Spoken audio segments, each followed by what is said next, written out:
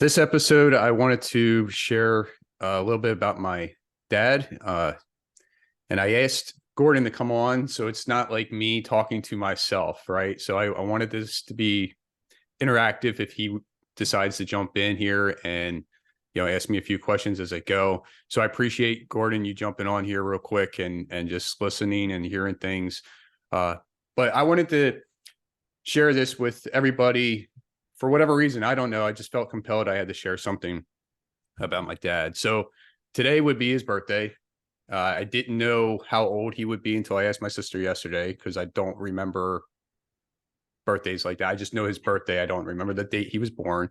So he would be 65 if he was still around today. Unfortunately, he did pass. He passed about 20 years ago. And yeah, so I really don't remember that either. I really don't go back that far trying to think of how long it's been since he has been around. It's never been a thing of mine. It's just that I always try to celebrate on his birthday, right? So I don't even remember the date that he passed. I do know it's like in June or July because I see everybody posting stuff on Facebook, that are in my family and stuff, but it's never been a thing of mine. So anyways, I wanted to share what I do to remember him on his birthday. And it's nothing crazy. It was just like a thing at the end. I remember him and I doing.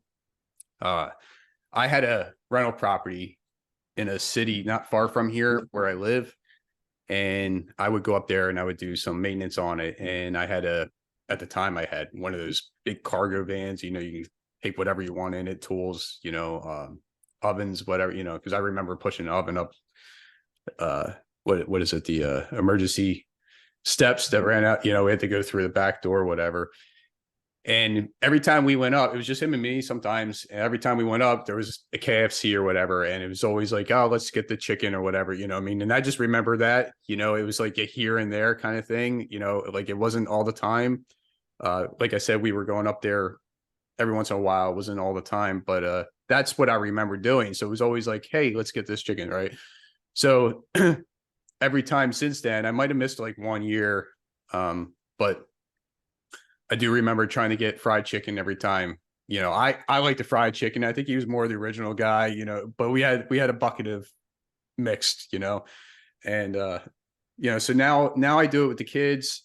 I don't think we're doing KFC because it's not really the best chicken out there anymore that consider fried, so who knows where we're gonna get it from. But they ask me, they look forward to it too. And then when we sit down and eat, I try to share something, right, about him that I can remember. And if they have questions, I'll answer them. It could be something I remember as funny or like, something he did to help other people. It's anything I can come up with, and then if the kids obviously have questions, then that's what I want to do. Creating this short podcast episode, I think is going to be beneficial. So what I have personally in the house is not much left of him. It's never been a thing of mine to have memorabilia of anybody's. It's always been stuff in my head. So this podcast episode could be out there forever for all I know. I have no idea. But then the kids can look back. Maybe their children can look back. Who knows? Right. And they can actually have something that they can remember, whether it's good, bad, about him. So that's what I remember, with him towards the end, and that's why I celebrate in that way. So I celebrate his life. I celebrate his life because without him, I wouldn't be here, and without me being here, my kids wouldn't be here. And then all the other people that I'm touching and they're touching me, it just wouldn't happen. Right. So I try to celebrate that. Going back in the past, my father and my grandmother, they had a bar, a tavern. They called it a tavern. And it was Hillside Tavern, actually, in the town that I grew up in. And we lived at the top of the hill. It was Summit Street is what the name of the place was, the road. And it was down at the bottom. They called it it was Hillside Tavern. It was on the hill, on the side of the hill there.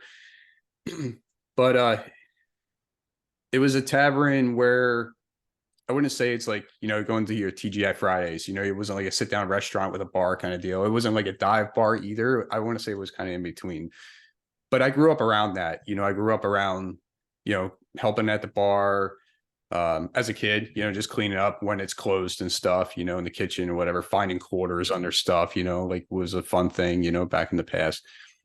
But there's one thing I really wanted to share. As they had this bar, from what I remember hearing when they bought it, there was a garage, and I remember the garage before they knocked it down. It was probably 6 bays in the back of the bar. And what I remember, it was like full of junk, towards the end. But when they bought the place, they inherited an individual. He was a veteran and he was living in the garage. I don't know exactly the story of how it started. I'm sure my family members probably remember, but he was living there. Like, he had no home. I think he had one family member, which they never spoke, or they were distant. But I remember when they bought the place, they accepted him like as, living there, and eventually they got him, I guess, out of the garage, and they had rooms upstairs above the bar. So he wound up staying there. And I think he just wound up helping out around the place. And so as a kid, his name was Stanley. As a kid, I remember calling him Stosh for whatever reason. I guess that's what he wanted. I have no idea, but that's what I remember, and he was a great guy. I don't remember everything about him, but I do remember, he here and there, he would just give out money, $1, whatever, it was enough to make me and my sister happy, just walking around or whatever. And yeah, it was just a brief interaction there. But unfortunately, he did pass away when, I was a kid, and, he had no family or whatever. And so my dad and my grandmother decided to have not a viewing, but not a viewing, but just like a ceremony kind of deal for him passing away at the bar. They had it at the bar there, and I don't know how many people showed up, but there was enough. I still have like an article from the newspaper that he cut out, or somebody cut out. It's still framed or whatever, describing it. And a pastor showed up and said thanks and everything, for just doing that, right? Because there was no family member showed up. So it was just basically, I want to say it was just people, regulars from the bar that knew him,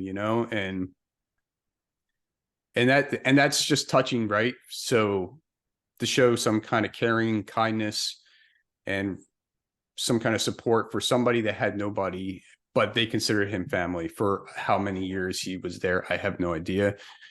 But that's something I want to share, not only to the audience that's listening to this, but, maybe to the kids later on, that could hear this.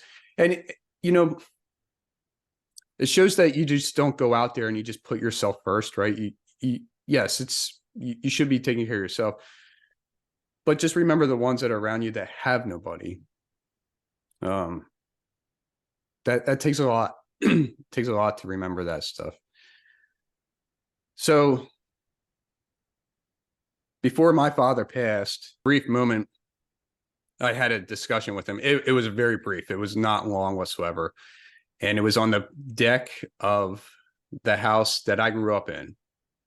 So things happened in the past.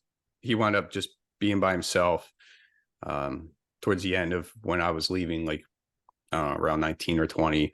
And I'm not going to dive into that stuff. But anyways, he was on the back deck, drunk. I don't know, something, he was off, right? And so I said something to him. I forget the age I was, it had to be in my 20s, I guess, and I said something to him about changing what he was doing, right? His habits, because he drank a lot. Outside of that, I don't know. I've heard stories, but as a kid growing up, I have no evidence in my head of any other things. Anyways, I said something to him about, dude, you get, dude, yeah, like, dad, you got some along these lines, change the way you are, who you are doing this stuff, because, I want you around for when I have my kids, right? And so I remember the response was, look at the people I'm around, right? And the people he was around with were the people from the bar. Again, not bad people, but probably just not the people you want to be around if you want to change your life. Right. So he was stuck, and so that's basically what it was, right? Like, that's basically all I said. He had to make the decision for himself if he was going to change. For a little while there, I kind of felt like I should have pushed more, should have been a little harder, and expressed to him, like, look, go out there and make a change for yourself so that you are around. uh, I don't know if he tried. I don't know if he ever made some kind of attempt. He did pass before I had children, so he never got to see them. They never got to have that kind of interaction with him. It would have been great if he was still around. He was around when I bought this house where I'm at now, and then probably passed away a year or two after that. And if I'm right, the timeline doesn't matter. But it was different to, yeah. So the experience of that kind of, I look back, you're right. It allows me to see who I could be or could not be. I have some kind of a dark, narrow path, right, in the past, which I feel like has changed immensely for me. But I could have went down that road too. And I want to say that I've learned a lesson from just that experience and watching him do what he was doing, which allowed me to make a change in my life so that I didn't go down that path as well. Not that I want to say I was going to, but who knows, right? Anything could have happened.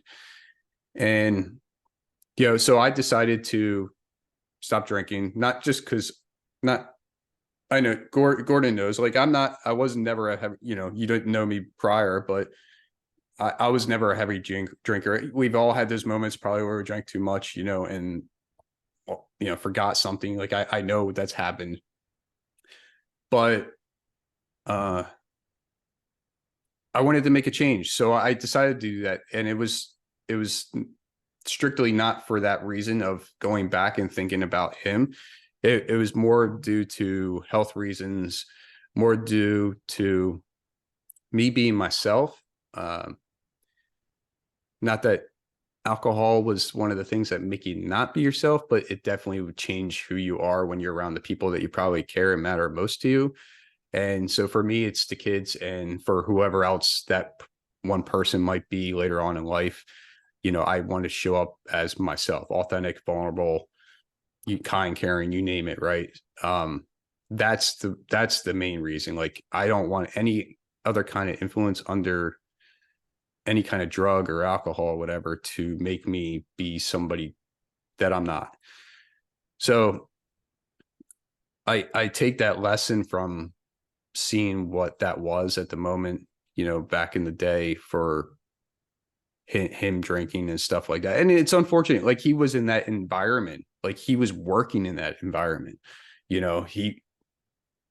worked till what, 2 or 3 in the morning till it closes, and then he's hanging around with the guys that still want to drink afterwards after they close, just as a friend and whatever. And but that's what I remember learning from that, as far as trying to connect with him on that deck at the moment. That was kind of painful. It was rough. It was hard. Hard to, like, it's hard. It's weird to tell your dad, like, well, you do this, make a change, right? And it, that it was totally different. It was different for me inside, to tell a grown man, like my dad, like, let's do something, right? But again, he didn't, or he tried, maybe, I don't know. We never had the discussion outside of that moment. I don't even know if he remembered. Who knows? Right. But so some of the lessons I remember, or these I didn't see, right, is the lessons I didn't see then, is, hanging around the people, right? The people, he he didn't have that support system. He had those people that were supporting him to do X, instead of to be better, right, and be probably the best person he could have been. Not saying that he wasn't a great person, he was. But that I can see now in my eyes. Like, I can hang around with people like Gordon and everybody else I met through all these networking groups and the podcast and everything else has just been a blessing. So for me, I found faith. You find faith in God, the universe, or whatever it is, but just open up a little bit. And doing that, lets the weight be lifted off of you. So Gordon, another thing I've learned to be more present. And I think you've got this too, from hanging around with me and talking to me a lot more. I feel like I'm more open. I'm more eager to listen to other people. I want to understand what they're going through and try to support them in any way possible. Not that it has to be something with what I went through, but it's definitely connecting people with other people to support them in another way. And, is anybody perfect? No, perfect doesn't exist, not in my eyes. So I wanted to, I know this was kind of short, but I felt like it was something that I had to do, and maybe I could do something else later down the road, as far as like another thing I remember about him, yeah, we'll see. But, today is his birthday, so I'll be eating some fried chicken sometime tonight with the kids or whatever. Where, I don't know yet. We're going to see if there's some odd place around we never tried just to try it. But that's what I do. That's what I do every time on his birthday. And it's not that I don't think about him throughout the years, right? It's not as much because he's not around, but it's just the one time out of the year I like to just remember him by, instead of the day that he passed away. I do remember he was 48 when he passed, and he passed due to old age, health, whatever, I forget what they Old age. called it. You say old age? No, I'm trying to think of I'm trying to think of the word they used, right? But it could have been like a heart attack or something along those lines, right? It could have been something. You would know it. Anyways, It probably has something to do with alcoholism. probably, but they didn't say that. It was No, they can't just, say it. Yeah. Well, look at what yeah, happened to Matthew Perry. Matthew Perry was 50, what, 55? right. You're diving into the alcohol thing, and I was just listening to this yesterday, and I think it's a lesson for all of us, even for me, because once in a while I dabble back into things. And the lesson is that any amount is not good for you. They did a study, well, they did tons of studies, right? But they were talking about somebody drank even two drinks a week, and one person did. They had everything identical. One person didn't drink, and one person did. It would change the way you thought, the way you interacted with others, your lifespan, your chances of having various cancers, 7 different various types of cancers. And we still do it, right? We do it because it's fun. And we probably a lot of times why we do it, because it's not immediate danger. It's not immediate danger. And the person, what you were talking about harming people with drinking. You don't see how it harms you so much, but I guarantee you're harming others that are around you if you're a heavy drinker and you're somebody.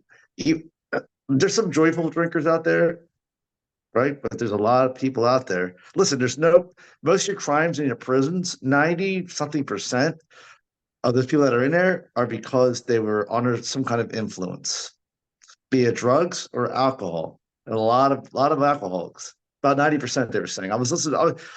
Once in a while, I listen to this stuff on purpose because of myself, right? It brings me back into, okay, I got to listen to this because I need to hear it, because my temptations are strong and my surroundings are strong, and the people I hang out with are not to say about a lot of people drink or anything like that, but my temptations, right? I think it's really important to reflect on that, because then you can see, like your father, like me, like my brother, like other people. I'm not going to go into all that, but one that passed away I told you about. Mhm. Like we had these demons, and I remember this one kind of hits a little home. I remember my ex said, "I wish there was no alcohol ever. You'd be the perfect guy." Yeah, that was a tough one. Yeah. Yeah. And so, I mean, with the alcohol thing, I took it all out of the house. It's not, we don't go out to drink. I don't drink anymore, but, we don't go to a bar or anything like that. The kids know, I'm not wearing shirts anymore that, say, hey, this is, the brewery or whatever like that. You know what I mean? So I'm not promoting anything. I don't have a problem with people drinking. That's their choice. You know what I mean? But this is a choice I've decided to make. And I feel like people our age are changing, right? It's a weird phase, um, Yeah, right? I feel like I'm meeting more and more people that are like, I'm done with this, and they because they're already hanging around with people that are done with it, and they're like, well, then if they're doing it and having more productivity or whatever it is, then I'm gonna do it, and that's what I just see people doing that more and more, and you don't know that they stop drinking until you actually talk to them, and just sit down and have that conversation with them. And for whatever, and it could be for anything, whether it's exercise or it's because, somebody in the past or, they don't want a disease, it's just what it is. But again, for whatever reason, I felt compelled sharing something about my dad today. It's just so happens it's his birthday, and thankfully, Gordon, you were able to jump on here to ask questions if you had any questions. I yeah. feel What's his like name? What was his name? Steven, his name was Stephen Emery. Yeah, Steven? Okay. yeah, Okay. And was he the owner of the bar or he just worked there? yeah. Him and my grandmother were the owners. Okay. And he had a guy named Stosh that lived in the garage. Yes, yeah. Stosh is Polish, right? No, I have no idea. No. And maybe I was thinking I was listening to you, and my name is Gordon, right? My parents named me after a guy named Charlie Gordon, and he used to call me Stosh, just like it'd be like Stosh.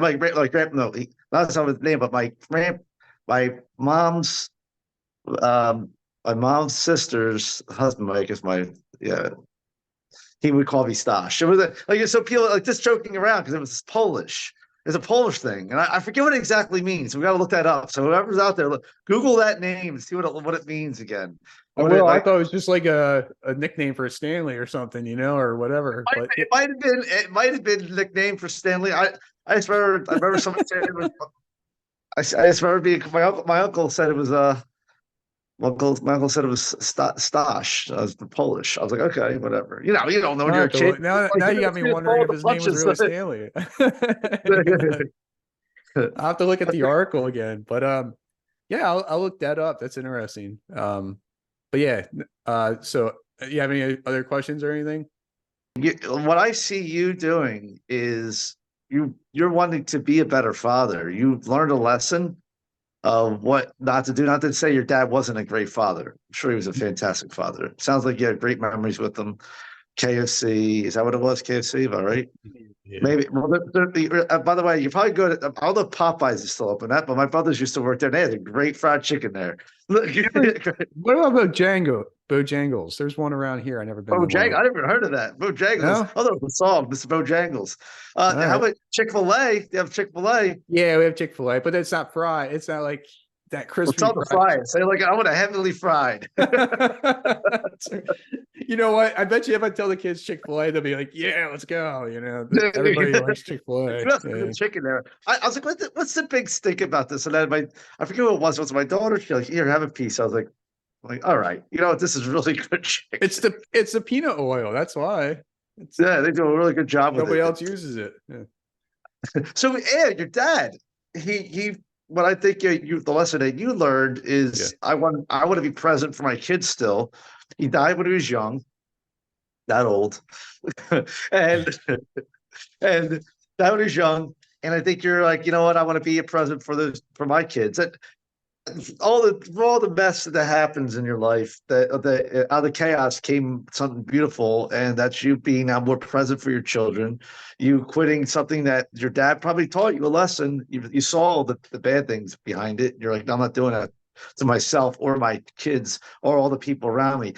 You mentioned early on when you were talking about, um, you talked about that guy Stosh Stanley, and you said people are there for you in your life, and that it shows me what kind of character you have, what kind of person you want to be, and what you desire. And you're doing that.